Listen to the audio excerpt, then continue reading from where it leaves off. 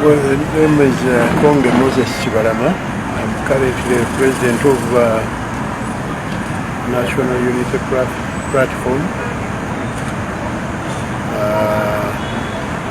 a party that has existed for the last 16 years, sometime last year, August. That's when we tried to change the name of the political party so that we shorten the name in order for people, villagers, to be able to pronounce the name, and instead of calling it NURP, which is National Unity, Reconciliation and Development Party, we shortened it to National Unity Platform, which is the NUP. That was to help our people on the grassroots to be able to grasp the name of the political party. We had a meeting of 41 members when we were changing that party from UNRP to NUP. So we invited the 41 members. That didn't please some of our other members. So some of those other members decided to take matters to court. As we speak now, the matter is before court. But much as the matter is still before court, we had already took a change of mind that we shouldn't really cope up with these young men because they have not fulfilled all the promises that we had made to affect their changes. We formed the party far back in 2004 without knowing whether Kyagulanyi would ever come on board, whether they would come on stage or whatever it is. So we formed a political party and we've been running it on our own without anybody's funding, without funding from government. But of course, when someone turns up with an offer of something, to do as good as $5 million, any individual would go in for the same. That's how we fell into the trap. It was a good promise, we hoped so. And then, of course, we had not worked with this group. We wouldn't know them until we get closer to them and we say, hey, what's this? We are messing up our party. If we didn't bring in this people power group, the party would be still flourishing very well and without incidents or complaints. But along the way, you make a mistake, and sometimes you want to rectify it. At times you may succeed in rectifying such mistakes. Sometimes that becomes very difficult. Formerly, I had promised a lot of pleasantries, including the commercial enterprises that had been registered and were awaiting licensing or authorization. But they promised me that since they were coming in power, they could be able to license most of my enterprises, the Export-Import Bank of Uganda Limited, Capital City Free Trade Zone, and many others. So when they gave us very good promises, we chose to take them on, hoping for that good offers to come our way. For example, we had an expectation of about $5 million. That when their sponsors finally bring in this money, through whatever source I don't know, that these people would be able to give us $5 million. It was not documented. but you have a mutual understanding that this money will be passed on to us if we give them a leeway to contest through our political party. So we agreed that we give them the political party, we give them the platform, and they will be there cooperating with us in many ways.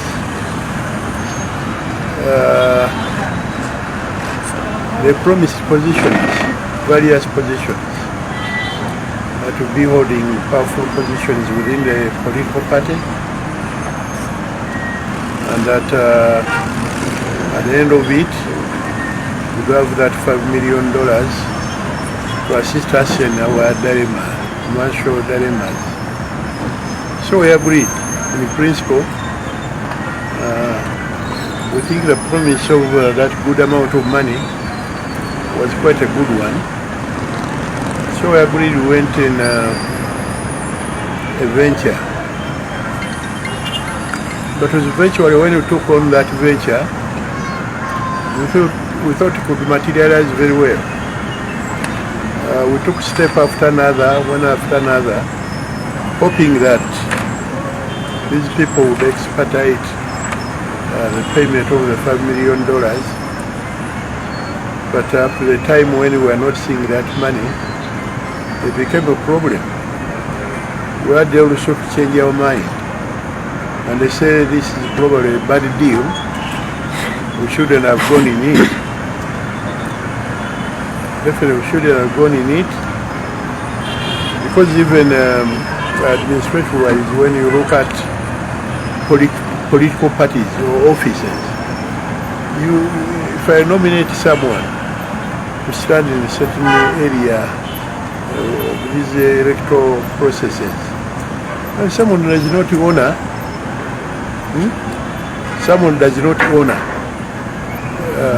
my appointment.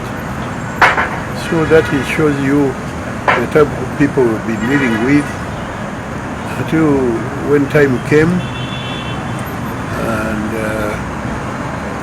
we thought we should continue with this kind of process. So you find that it's totally useless to work with such a group or team. So we gave up that idea. My name is Asimbwa Paul Nagombe, 39 years of age. I was a Secretary General of National Unity Platform before the new leadership of Chagulanyi came in, and I participated in the processes that transpired to reach a consensus with people power to work together with us.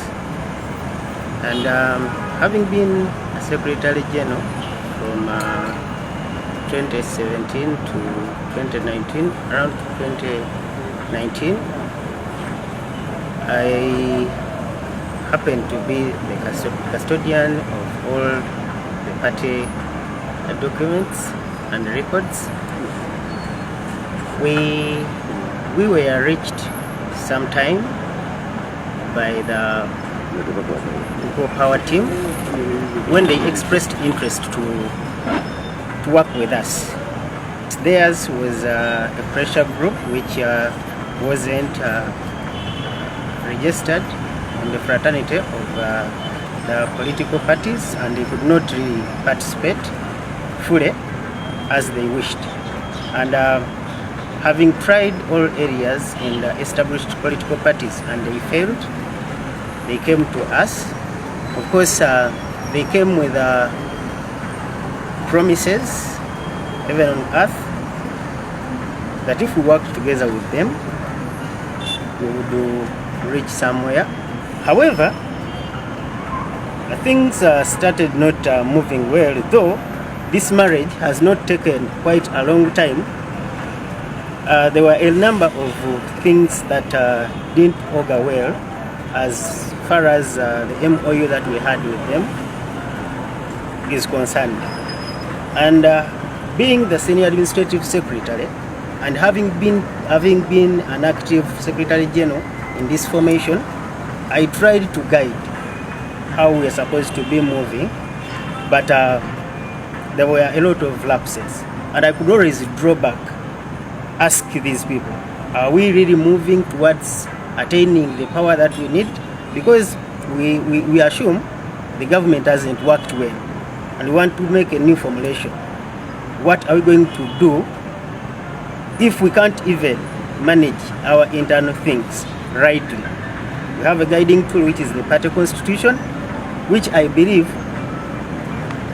has been abrogated in the shortest possible time that we have been moving with them. They promised us that they would give us a lump sum of $5 million. That is when the money comes from their donors, because they have funders from outside sources. And this has not come to pass, and it is not even talked about in the line of discussion. But what is quite disturbing is basically the internal mechanism. Because when this political party that I was the Secretary General to, the party had its objectives and the ways of how we wanted it run. But when you look at how things are done by the people we merged with, you terribly get to understand that we can't really attain the objectives of National Unity Platform as to why it was formed. So this is why we thought otherwise.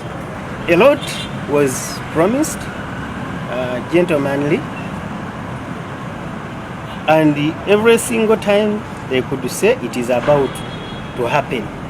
The money is going to come, the money is going to come, the money is about to come, and the money is not going to, it's not coming. And actually, you see, people may receive it in a bad faith. We need to package this well. The issue here is not about the money per se, because this is a political party which was formed with objectives. Okay? If the money hadn't come and the internal mechanism is running as per the agreement that we had made, the issue of money wouldn't be coming out so loud. Because somebody might hear about this and they say, hey, so it is about money, money, money, money. No. It is all about creating sanity. It's all about, they promised, but this is why we speak with confidence that we can, we have the mandate to withdraw the MOU because it has not worked. We have a clear conscience, we understand what we are doing, we have not been forced, and we are willing to cooperate in the interest of sanity to iron out the differences that we have, because we have realized clearly that we can't move with the other side for the basic reasons that I've outlined to you. There's no transparency, activities that are conducted are covertive. So when we are running a political party, we are supposed to be guided by the formation of the law of the land, that is the Constitution of Uganda. We have an act, that is the 2005 Political Party and Organizations Act, which clearly guides how political parties are supposed to run their activities, and even the internal mechanism, which is the platform constitution. So when you look at someone who tries to avert, so that is basically what has happened between the time we merged with the people power to date. It is not about owning, because the political party doesn't belong to an individual. The political party belongs to the nation. It is an entity which can't be owned by one person. However, if you move well with the constitution of that political party, anybody can become a president. That is if you followed the law outrightly. And in that effect of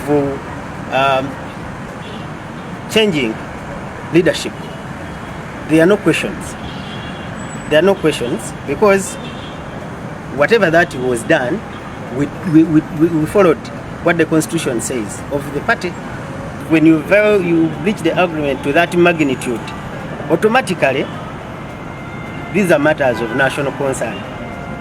We cannot try to play upon Ugandans in the name of negotiating again to mend the ties that we could have done according to how we negotiated. So here we are taking up a decision to retain our party because we didn't sell the party to them, as it was so claimed. We don't have any agreement that the party was sold to them, and in violation of the MOU that we signed with them, which is the binding document, we cease to be a party to them. We don't demand them now of their people power, they can move with their people power. Every time you receive calls threatening you, why didn't you? But of course, we are trying to manage the situation by not retaliating so much. We don't have to, we are trying to manage it in a way that we don't show up ourselves. So it is really a threat. We had given them a chance. We are being too civil. We try to tell them, please, you are coming to convince Ugandans to give you the high offices. But if you can't really be civil, then we have a problem. So, decision taken, we want to run our party according to the objectives to why it was formed.